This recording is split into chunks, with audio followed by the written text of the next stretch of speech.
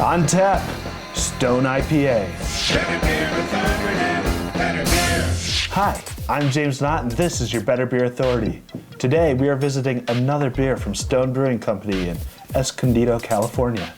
Stone IPA, which has been around since 1997. An IPA, or India Pale Ale, is an English style of beer that was brewed to withstand long voyages across the sea to India. Two characteristics of this style helped preserve it on the journey: the high alcohol content and lots of hops, which act as a preservative in the beer. Stone pays reverence to the original recipes with a beer that comes in at 6.9% ABV and 77 IBUs. They only use barley, hops, water, and yeast, and are proud of the fact that this beer contains no chemical preservatives, pasteurization, or adjuncts like corn or rice. Hops are front and center in this beer, in the taste and the aroma. They use Columbus, Chinook, and Centennial hops. The brewery also dry hops it for 2 weeks to give it an abundant hop aroma. Mark, what is your tongue telling you about this beer? It's a relatively dry beer. It's a very hoppy beer with not necessarily an aggressive mouthfeel. I guess I would say more abrasive than anything else.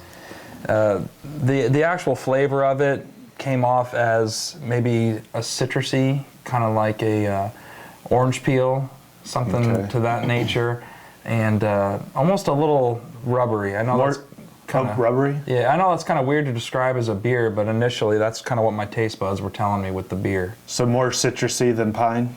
Yeah, more citrusy than with the pine, but still a little bit of the pininess in there. Not nearly as much as when we were having that Celebration Ale a while back. Joby, you know, how are you perceiving the hop bitterness of this? Like, I don't know, compared to other IPAs or in itself? Yeah, James, this one's not too bad. It doesn't leave you with that real bitter aftertaste. Again, the viewers out there know me as not an IPA lover, but it all goes to whether or not I like the aftertaste. If it's bitter in my mouth afterwards, then I'm probably not going to like it. But this one doesn't stick around too long. It shows up, says it's hellos, it's goodbye, and then it's gone. They dry hop this, and dry hopping, you know, affects the aroma mainly. Scott, what are you getting out of the aroma on this one? I'd say that this is like a blue cheese. I mean, it's a cheese that's, it's a great cheese, but it's not for everyone. It's a little bit too much for some people, and this has that aroma that, you know, just might not be the right aroma for some people. It's a very overpowering, strong smell. I mean, the hops are amazing in it, though, and I enjoy that. So for me, and I like blue cheese, but this beer.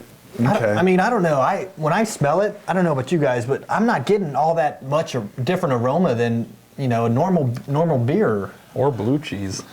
or blue cheese, for that matter. Okay, the word was likened, folks. We can look it up for you. Mark, would you say that this is a memorable IPA? I mean, I'm going to remember not enjoying this beer as much as I had in other IPAs. This isn't going to stand out in my book at all. I guess it's more of a beginner's IPA, but I'm not much of an IPA guy, as some of the fans may or may not realize that I'm your higher ABV stout and porter kind of guy. So for me, this beer it's not terribly off-putting, but it's not really turning me on, so to speak. I mean, this beer only ranks up as a 5 for me. Joey, do you think this is kind of like a standard IPA? Is there anything that makes it unique to you? To me, not really unique. I would classify it as a pretty standard IPA, but more towards the side, again, of as a less bitter aftertaste. Memorable, yes. I could actually probably say this is memorable to me, just because it's from the Stone Brewery and probably one of the few Stone beers that I have had so far and that I've liked. Because it's from Stone Brewery? Well, yeah, because there's other beers out there that, you know, I've had at the beginning of this show, back when we first started, and then I've had, you know, a year later, and I still have the same impression of them. So this one, I could definitely go out and say, hey, I've had this beer, I wouldn't mind getting it again. I could see your point of view on that, and that makes perfect sense. Because to me, Stone is a pretty bold brewery. They produce a couple of really good beers. Just to kind of another liken too, but deadheads. I mean, you had people that followed Jerry Garcia around the world. I think that they obviously didn't appeal to the masses, but they had a small, well, actually, it was a large group of people, but they were very dedicated. So you think there's a cult of Stone? I think it's, there are people that are very, very happy to only drink Stone beer. I think that they've definitely, gathered a group of followers that are amazing. I think you could say that about almost any brewery out there. I do, but I think that Stone is actually exceptional at that because of the way that they've done their marketing and because of the way that they've brewed their beer, because they definitely they've never tried to brew for the masses. I mean, you could say that about Victory, you could say that about Dogfish Head, very easily. Yes and no, but Dogfish Head, obviously, I mean, their marketing and the way that they've approached selling their beer has definitely changed over time. Stone's never has. I mean, the founder of Dogfish Head is now on Discovery Channel. He's quite obviously out there. He's happy to be in the media a little bit. Not to say that Stone maybe wouldn't do the same thing, but Stone is more, they're like, this is our beer and it is what it is. And, they don't care if you don't like it. They just like selling their beer to the people that like it. Do you think Stone Brewery is hop focused? Definitely.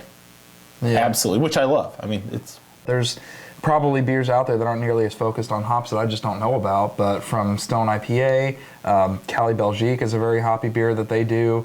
Their Arrogant Bastard, the Double Bastard, I mean, those are all, and Ruination.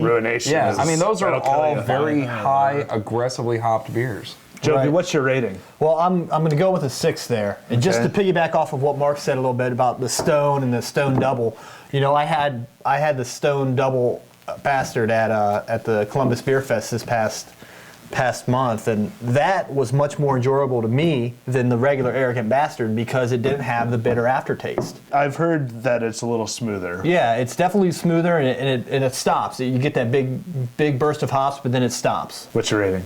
I give it a 7, but I have to ask, and I definitely highly disagree with something that Mark said earlier.